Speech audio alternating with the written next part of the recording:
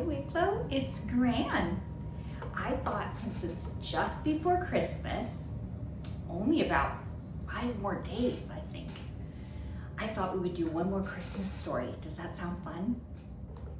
And I thought I would read one of our favorites. This was one of Daddy's favorites. And I remember before you were born, when Mommy was gonna have a baby shower, one of the gifts that I found for her was a book of Dr. Seuss stories that Daddy used to love. It was Daddy's book. And so I decided that I would give it to you. And so if you look on your bookshelf at home, you'll probably find a book of Dr. Seuss stories. And inside that book, I think you have the story that we're gonna read. Do you see my shirt? This is pretty silly. Do you know who this is? This is the Grinch. And we're going to read the book called How the Grinch Stole Christmas. So my shirt has the Grinch on it. He looks kind of mean, huh? But we're gonna see. He might just be able to change by the end of the story. So we'll see. Let's read this together, okay? How the Grinch Stole Christmas. That's him. Does my shirt look like him? It does. Let's see.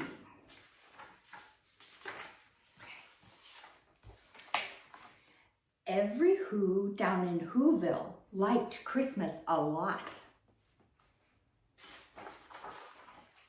But the Grinch, who lived just north of Who-ville, did not. The Grinch hated Christmas the whole Christmas season.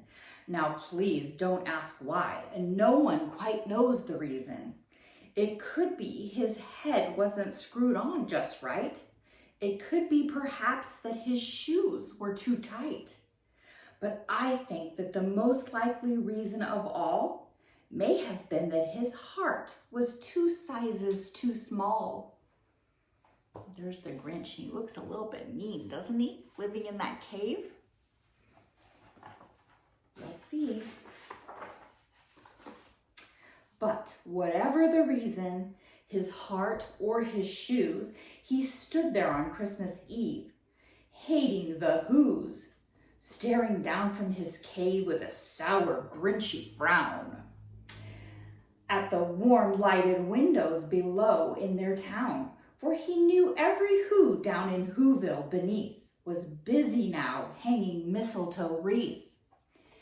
And they're hanging their stockings, he snarled with a sneer. Tomorrow is Christmas, it's practically here.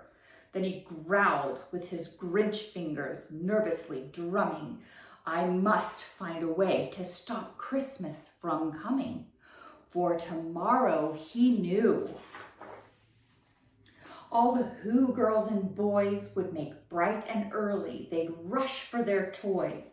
And then, oh, the noise, noise. That's the one thing he hated, the noise. See all the kids with all of their presents and toys? The Grinch doesn't like the noise. Then the Whos, young and old, would sit down to a feast. And they'd feast, and they'd feast, and they'd feast. They would feast on Who pudding and rare Who roast beast, which was something the Grinch couldn't stand in the least.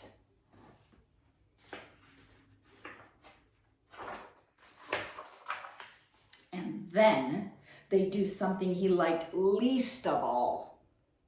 Every Who down in Who-ville, the tall and the small, would stand close together with Christmas bells ringing. They'd stand hand in hand, and the Whos would start singing. They'd sing and they'd sing, and they'd sing. And the more the Grinch thought of this Who Christmas sing, the more the Grinch thought, I must stop this whole thing. Why, for 53 years I've put up with it now. I must stop this Christmas from coming. But how? And then he got an idea, an awful idea. The Grinch got a wonderful, awful idea. Oh no, look what he's doing. I know just what to do, the Grinch laughed in his throat, and he made a quick Santa Claus hat and a coat. And he chuckled and clucked. What a great Grinchy trick. With this coat and his hat, I'd look just like Saint Nick. Look at him. Wicklow, isn't that silly? He's dressed like Santa Claus. I don't know though, does he look like Santa Claus? I'm not sure if he's gonna fool anybody. All I need is a reindeer. The Grinch looked around, but since reindeer are scarce, there was none to be found. Did that stop the old Grinch? No, the Grinch simply said, if I can't find a reindeer, I'll make one instead. So he called his dog Max, then he took some red thread and he tied a big horn on the top of his head. Look what he did to his doggy Max. He put a horn on there to make him look like a reindeer. That's pretty silly. I mean, it's a kind of a good idea, but it's kind of silly, right? Poor Max. Then he loaded some bags and some old empty sacks on a ramshackle sleigh, and he hitched up old Max. Then the Grinch said, "Giddy up!" And the sleigh started down toward the homes where the Who's lay a snooze in their town.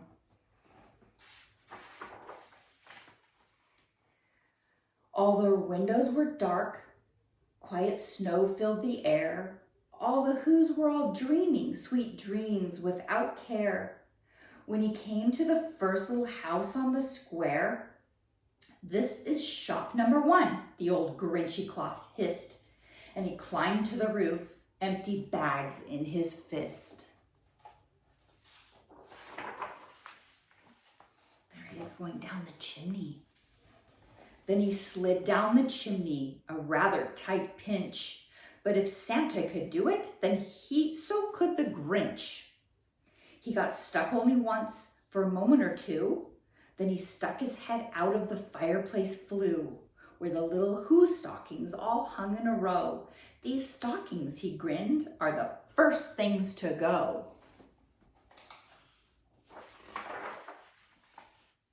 Then he slithered and slunk with a smile most unpleasant around the whole room, and he took every present: pop guns and bicycles, roller skates, drums, checkerboards, tricycles, popcorn, and plums.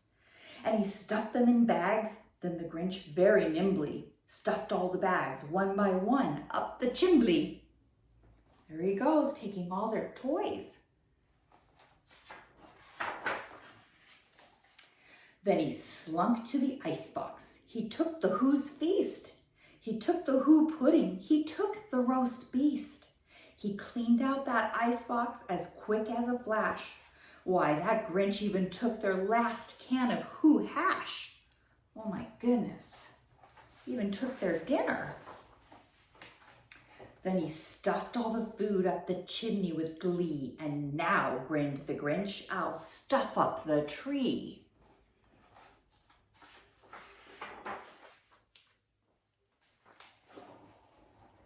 And the Grinch grabbed the tree and he started to shove when he heard a small sound like the coo of a dove.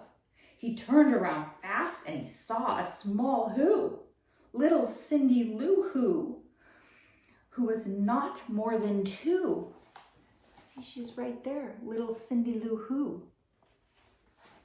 The Grinch had been caught by this tiny Who daughter who'd got out of bed for a cup of cold water. She stared at the Grinch and said, "Santa Claus, why? Why are you taking our Christmas tree? Why?" But you know, that old Grinch was so smart and so slick, he thought up a lie, and he thought it up quick. "Why, my sweet little tot," the fake Santa Claus lied, "there's a light on this tree that won't light on one side, so I'm taking it home to my workshop, my dear. I'll fix it up there. then I'll bring it back here. And his fib fooled the child. Then he patted her head, and he got her a drink, and he sent her to bed. And then, when Cindy Lou Who went to bed with her cup, he went to the chimney and he stuffed the tree up.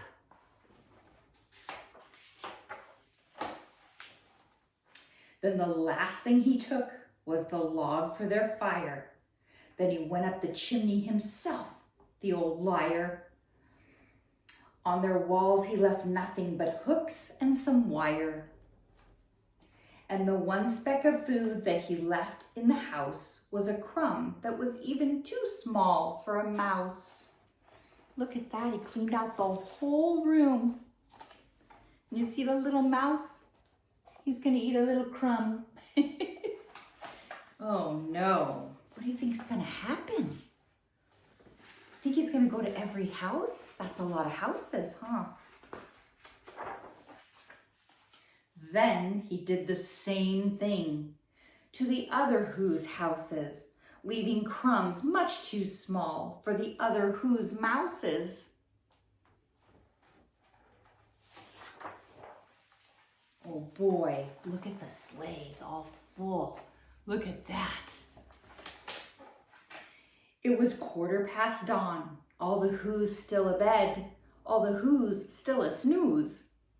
When he packed up his sled, packed it up with their presents, the ribbons, the wrappings, the tags, and the tinsels, the trimmings, the trappings.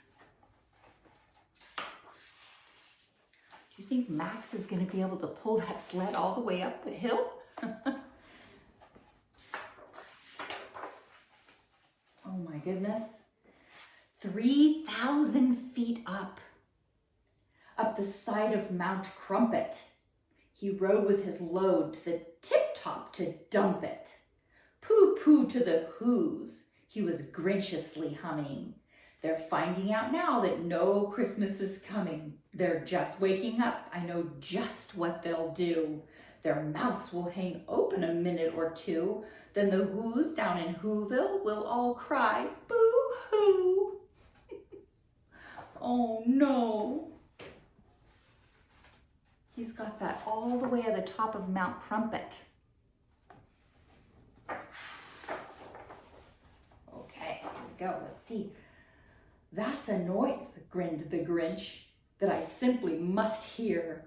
So he paused, and the Grinch put his hand to his ear.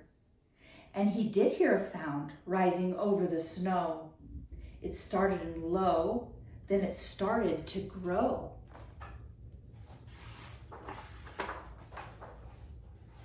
But the sound wasn't sad. Why, this sound sounded merry. It couldn't be so, but it was merry, very.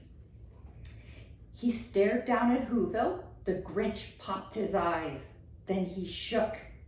What he saw was a shocking surprise. Every Who down in Who-ville, the tall and the small, was singing without any presents at all. He hadn't stopped Christmas from coming. It came. Somehow or other, it came just the same. Do you see how they're all holding hands and they're all singing together, even though they didn't have any presents? Christmas still came.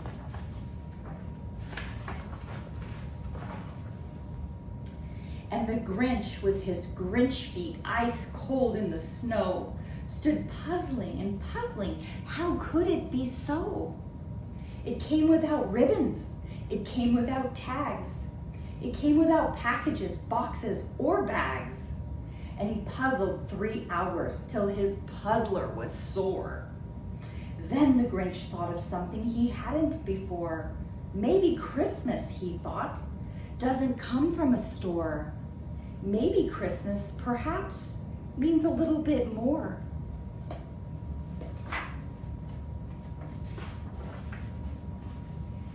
And what happened then? Well, in Who-ville, they say that the Grinch's small heart grew 3 sizes that day. And the minute his heart didn't feel quite so tight. He whizzed with his load through the bright morning light, and he brought back the toys and the food for the feast. And he himself, the Grinch, carved the roast beast. Look at the Grinch. He's carving the roast beast for the feast. He took all of the toys and the presents back to the boys and girls and the feast to all the families, because he realized that Christmas means a lot more than just presents. And what do you think about his heart growing 3 sizes? That's very special. You know, I think that people sometimes, they can change and they can get happier and be happier. It was nice to see the Grinch go from sad and sometimes mean to a heart that grew and made him happy. And then he became part of Who-ville, and the Who's, they all became friends. Wasn't that nice to read about that? That was fun. A little bit silly too. Sometimes it was silly, huh, to see Max all dressed up like a reindeer. Poor Max. But it came out in the end. It was a nice, happy story, right? So I like my shirt. Even though he was mean sometimes, he changed, and that was special. Okay, that was a fun story, Wicklow.